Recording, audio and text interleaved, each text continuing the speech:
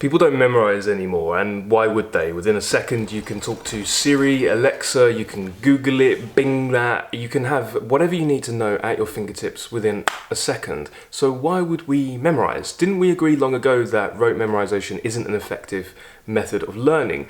I mean, in the West, sure, we've shifted more to a Socratic discourse, which is obviously ancient. Socratic comes from Socrates, this idea of leading by questions, leading the student to discover themselves, the teacher just being a facilitator for discovery, a facilitator for enlightenment, not just information but enlightenment, things that will enrich your soul. And it's a type of learning, the type of learning that I particularly favour is the one where you can sort of lead the student to a well, but they might not get the lesson until many years later. And even myself, there's many things that I learned at school, believe it or not, at Oxford, and it's only like a decade later down the line, once I've brought experience to the education, that it finally clicks. Sometimes we're told things in school and we question it. We don't know why are we learning this? Well, sometimes you just need to have enough lived experience. Now, the reason I think a lot of school kids don't get Shakespeare. One more thing, yeah. That is for every schoolboy and schoolgirl for the next 400 years. Have you any idea how much suffering you're going to cause? Hours spent at school desks trying to find one joke in a Midsummer Night's Dream? It's because they don't have the life experience to appreciate Shakespeare. If you're 14, how much do you really know about jealousy and love? So when you're told to study Othello, it doesn't mean anything. The music of that play is hollow. It doesn't ring true to you, let alone King Lear. We studied King Lear. I was 16 when we studied King Lear.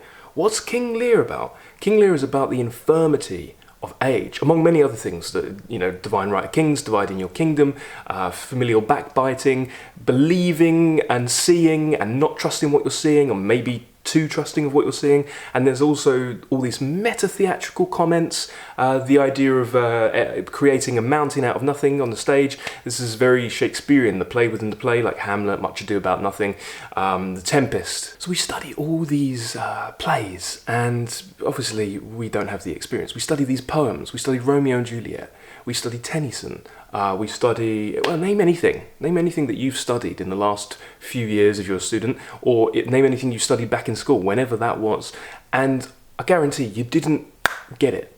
You might have wanted to get it. If you were a good student, you might have really wanted to get it, especially if you had a good teacher, but you didn't get it. I had a great teacher who taught Great Expectations by Dickens. He taught it so well, and he taught King Lear really well. Not rote memorization, Socratic discourse, asking questions, demanding that we not be complacent, that we question everything. And I found those lessons a real struggle. But hey, many years on, they all click into place. That's the sign of a good teacher. So anyway, this is getting off the track. Why are we talking about possessing a poem by memory? What does that mean? Well, to be honest, if you possess a poem by memory, the poem possesses you. When you read a great poem, the poem is going to say more about you than you can say about the poem. So when we're talking about memorizing a poem, we're not talking about deep analysis, although that does happen, but it takes place over years. It's a sort of luxurious process that takes its time. There's no rushing. A poem possesses you. A good poem or a good piece of art in any domain, it doesn't just have to be literature, is like a mirror. It's a mirror up to you, yourself, and it's a mirror up to society. It's a mirror up to the world. It's a mirror up to the human mind, the inner workings of your psychology, your spirit, your soul, whatever you want to call it, your inner daemon, yeah, your Holy Spirit, your God. It tells you everything you need to know if you possess it. Now, how do you possess a poem by memory? You bring your full being to it. Now, there is a place for rote memorization. Now, obviously Dickens, even way back in the day, he scorned rote memorization, didn't he, in hard times. Facts, teach these boys facts. That's all they need to know is facts. Repeat this, Kings of England, Kings of England. Stick to facts, sir. That is your charge here. And that's it, but that's not education. But there is a place for rote memorization, especially when it comes to poetry. And I think the reason we want to possess a poem by memory is because it keeps us company when times get bad. This is the same when you develop principles. Someone who has their principles written down, pre-thought out, and adhered to, principles like a moral compass or mantras to guide your life, if you have those, then in the present moment when times get tough, you can have comfort in your principles. You don't have to degrade yourself. You don't have to give in to emotions. You don't have to let your external environment influence you, sway you, degrade you, decay you negatively. You can find comfort in your principles. This is why people like the Bible, other holy texts, people find comfort in them. And this is what I get from poetry, is the fact that when everything goes to shit, if you possess a poem, you don't even need it on the page in front of you. You don't need to Google it. You don't need to ask Alexa to pull it up for you. You don't need to ask Siri. You've got it in your mind. And we've lost this. We've lost the art of just remembering things. Now, if you constantly sharpen your memory, this is why learning another language is good. You're less likely to get things like Alzheimer's. You're less likely to have the degradation associated with aging because you're not using your memory.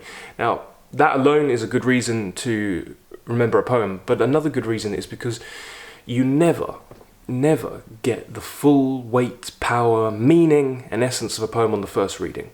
People ask me, how do you read a poem? You definitely don't just read it once and expect to get anything from it. The first reading is the most cursory reading of all. A great poem, you let it have its power over you, its sway over you. And you read it multiple times. So you'll read it quickly, you'll reread lines, you'll focus on one word, you'll just reread a certain part of the poem over and over again. Now, if you want to possess it by memory, that means you can recall it anytime you like. What you'll do is, once you've read it a few times, you've got the essence and you realise this is a poem that you do want to possess by memory. Because choosing your poems, you should be really wise. You shouldn't just choose flippantly, whatever the flavour of the day is, whatever political ideologue tells you this is good art or this is good art.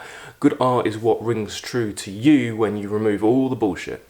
And if you found a poem like that, and for me recently it's Tennyson's Ulysses, it's Sonnet 29 by Shakespeare. And so when you possess a memory in your mind, you give yourself ample opportunity to reread it over and over again. You can read it hundreds and hundreds of times because you can just summon up parts of the poem, the whole poem, go through it completely, and it can help you in times of need. It could be sometimes because you want to bring yourself to literature, but sometimes you need the experience to unlock the power of that literature. You'll be going through something, and if you've possessed a certain work by memory, and you fit it in like a key, like a puzzle in that time, suddenly one element of that poem makes more sense.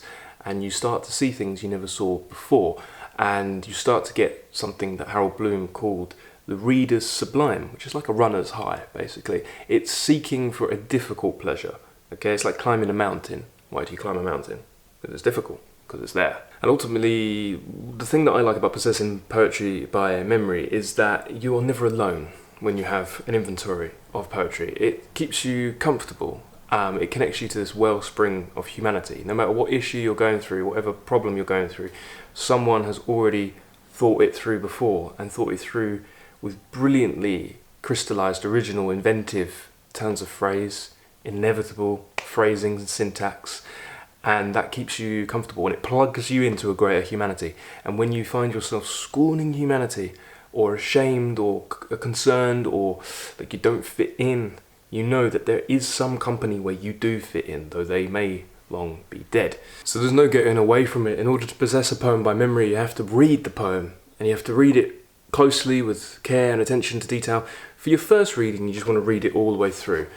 Annotations, notes, footnotes, crib notes, whatever, commentaries, introductions, forget it. Don't look at it. Even if you're reading Chaucer, I mean, maybe if you're reading Chaucer, a cursory glance to the glossary in the page, one word per line, but don't spend too much time on it. Try not to do that. Okay, but the first reading and perhaps the second reading and the third reading too, is just reading through for sense and spirit and meaning. Sometimes you don't even comprehend a poem in your brain. You just feel it, and then it's up to you to digest it over the long term. But then when you come to your fourth, fifth, sixth, seventh reading, you go line by line, and yeah, this seems boring, but only if you don't bring your whole power to it and a lot of presence. And you've got to treat the works that you deem to be important, you deem them as though they are scripture. You treat them as though they are scripture. They are holy word. And what you do, very simply, you're going to read one line, and then you'll cover it up and you'll try to repeat it.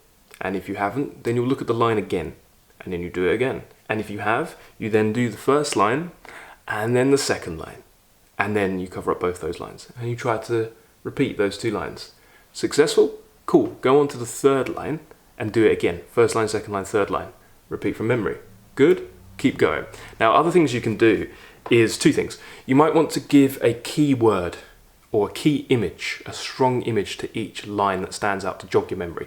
Preferably, if it's rhymed at the end, you might want to put the key image on the rhyme. This is a technique from Ted Hughes, good poet. And also you want to examine deeply the meaning of each line. You have to say, what is this saying and how is it saying it? Because if it's inevitable, if the poem is phrased in such a way that it speaks to a human condition, a human experience, some great insight, and it does it so purely and so perfectly that you cannot rewrite it, or this is the best way of writing this sentiment in this voice, this poet's voice, you should remember it. It actually isn't that hard. If something strikes a complete chord and you get the meaning and understanding and you see it in your mind, you should remember it. So if we try this with Tennyson's Ulysses, which is probably one of the best poems to try this on, it's quite long. We're not going to do the whole thing, but it starts, "It little profits that an idle king." And here's another thing as well. Try to find good recordings of these poems. I'm trying to do recordings quite often. I do it on Hardcore Literature. I'll do more if it's popular. But basically, there is a dearth of good recordings, and so I'm trying to fill the gap by giving recordings, dropping recordings out into the confusion of the world that actually have clarity and sound the way I believe they should sound. Because there's an abundance of bad readings. There's some good ones though. I'm trying to look for actors like Laurence Olivier, John Gielgud. I can name more if you want recommendations, but anyway. So you want to hear it said, and you want to say it out loud as well. Speak it out loud when it's a poem. You shouldn't say it in your mind because you lose the poetry of it. And what do I mean by losing the poetry? You lose the song. Ezra Pound said that poetry decays the further away it gets from dance or the condition of music. Poems come from songs. They're meant to be sung in a way, and if you don't sing it with your vocal cords, you sing it with your whole being. But anyway, it little profits that an idle king. So firstly, I'm thinking idle king. So you want to see this king, you want to see him being idle. What does that look like? So you're going to summon up an image, and if you're a male, this might be you. You might be seeing yourself in the poem. It might be your father. Right? Give it a human face, but make the idleness and the kingliness of the throne and the crown and the regality all around, the marble floors, the palace, see it all in your mind. And then think, what is it saying? It little profits that an idle king. Well, it's incomplete, so you have to go on to the next one. But something isn't good for a king, or a king who's idle. Something doesn't profit him. Okay, so you could recall it. It little profits that an idle king. Next line. By this still hearth, among these barren crags. So now you see the hearth, and it's still. You see the fire, okay? And for me, I'm going to summon up the image of this fire. Got the king from the preceding line. Now you've got this fire that's not really moving, and then it's next to some crags. All right, jagged rocks. Really see them in your mind. Really strongly envision them. This is the power of imaginative literature, and this is a skill that we've lost. We've lost it because of Netflix, overabundance of television and electronic devices that do the imagining for us. To these days, if you can summon up imagery in your mind, or characterization, or see words on the page but presented visually, then that's a skill that many people don't have. So it little profits that an idle king by this still hearth among these barren crags. Okay, so I've got 2 lines, so we've gone to the next one. It little profits that an idle king by this still hearth among these barren crags, matched with an aged wife, I meet and dole. I meet and dole, what does that mean? Meet is obviously quite archaic. Dole, to dish out. But now you're seeing his aged wife, but they're matched with an aged wife. And as you're going along, appreciate the beauty of it. Like if there's some assonance Appreciate if there's a caesura that's carefully placed. Like here, matched with an aged wife, pause.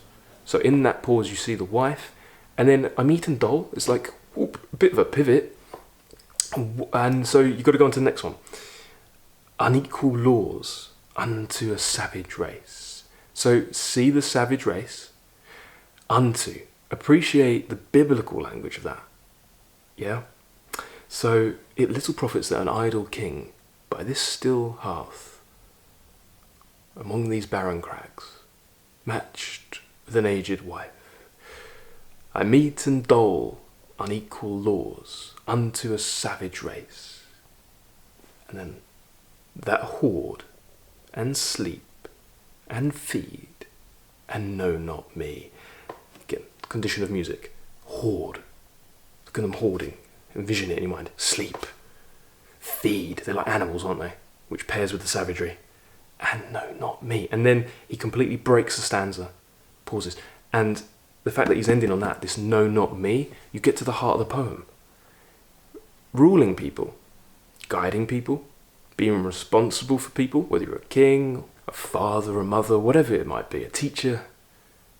But sometimes you feel like you're responsible for beings that aren't autonomous and don't know you. And you start to think, well, what would it mean if they did know you? Little profits an idle king. By this still hearth, among these barren crags, matched with an aged wife, I meet and dole unequal laws unto a savage race, that hoard and sleep and feed and know not me. Anyway, so you do that for the whole poem. It's a fun way to spend an evening. You got it in your mind, you go over it, you unpick it, you can read the poem 1,000 times once you possess it. In the process of possessing, the meaning becomes clear and you feel your spirit grow. Pick your poems wisely. I'd recommend a good measure is to have 5 to 10 poems per year minimum and see what happens next. Let me know what poems you've memorized or would like to. Thanks for watching.